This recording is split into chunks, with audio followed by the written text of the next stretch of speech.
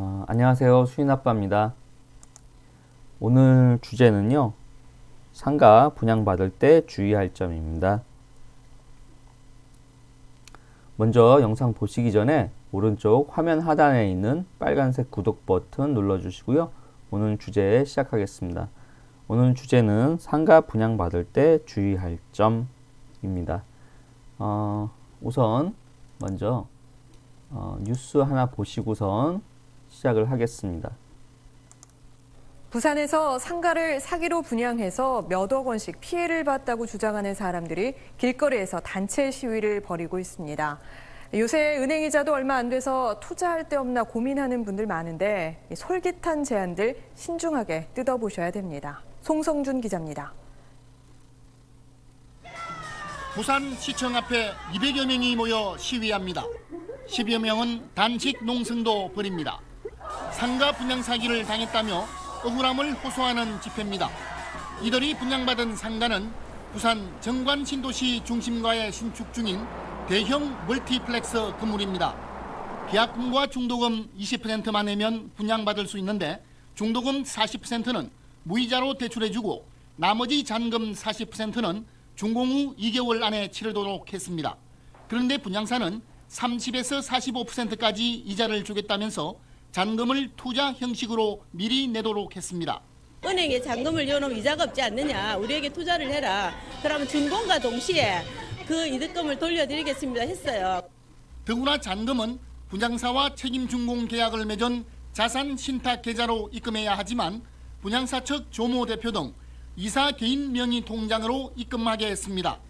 하지만 조 씨 등에게 간 잔금의 행방이 묘연하다는 게 이들의 주장입니다.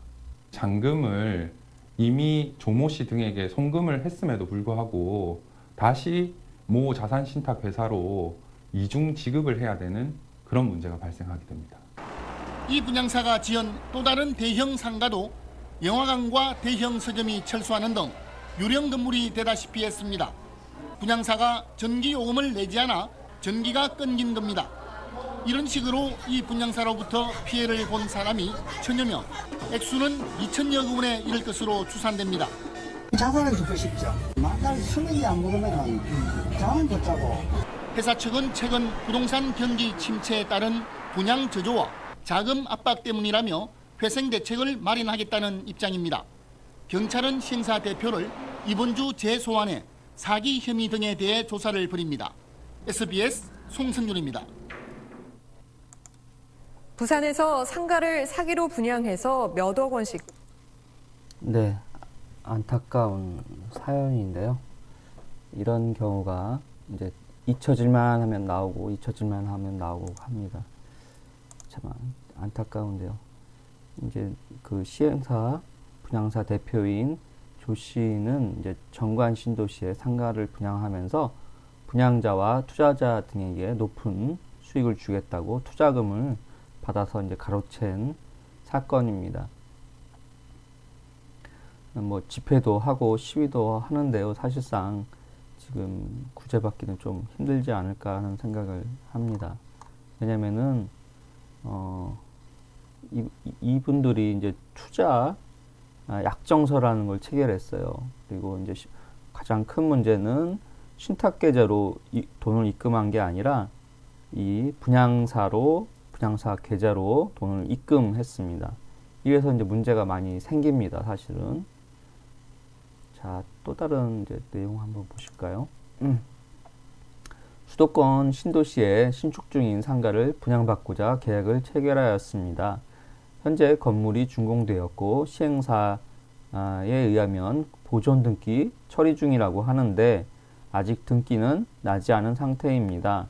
계약금 10%는 신탁 계좌로 입금하였고 이번 주에 중도금 지급하려는데 시행사가 중도금을 시행사 계좌로 입금해달라고 요청했습니다. 준공 허가를 득하면 신탁 회사와 시행사 간 신탁 계약이 자동 해지되는 건가요? 이렇게 물어보셨습니다. 자동 해지되는 거 아닙니다. 그러니까 이런 경우가 굉장히 조심하셔야 돼요. 중도금 시행사 계좌로 넣어달라고 하는 경우가 있는데 넣어주시면 안 됩니다. 반드시 신탁 계좌로 입금을 하셔야 됩니다. 그리고 준공이 났다고 해서 신탁 계약이 자동으로 해지되지는 않습니다. 신탁사와 시행사 간의 자금 관리 계약이 언제 종료되는지는 계약서의 계약 내용에 따라 달라지지만 단순히 준공 허가를 받았다고 하여 당연히 해지되는 것은 아니며 신탁사와 시행사 간에 정산이 종료되어야 합니다. 신탁사와 시행사 간의 정산이 완전히 종료되어야지만 이러한 신탁 계약이 해지되는 겁니다. 그렇기 때문에 원래 계약서에, 분양 계약서에 보시면은 신탁사로 자금을 입금하여야 계약 내용이 이행되는 걸로 이렇게 작성이 되어 있을 겁니다. 그렇기 때문에 반드시 법적으로는 신탁사 계좌로 입금을 하셔야지 이 계약이 유효한 것이 됩니다. 지금 좀 전에 보셨던 뉴스에서도 그랬던 거죠. 신탁사 계좌로 입금을 하지 않고 그 시행사, 분양사 그 계좌로 입금을 하다 보니까 또 투자 약정서라는 걸 쓰셨어요, 이분들이. 이렇게 되면은 빠져나갈 구멍이 많은 거죠. 이 그 분양사 입장에서는, 분양사 대표는 처음부터 빠져나갈 구멍을 만들어 놓고 이런 일을 벌였던 겁니다. 이렇게 되면은 사실은 뭐 사기를 입증한다 하더라도 쉽지 않은 상황이죠, 이게.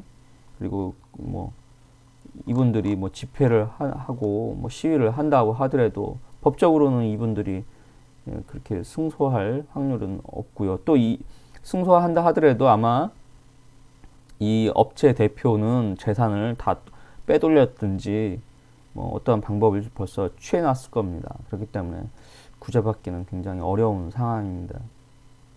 안타깝죠.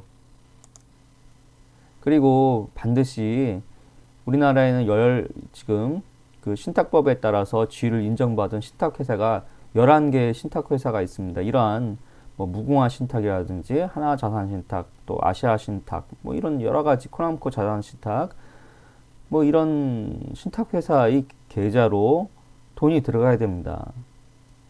그렇지 않으면은 이제 이렇게 문제가 생기는 거죠. 사기 분양에 걸려드는 거죠.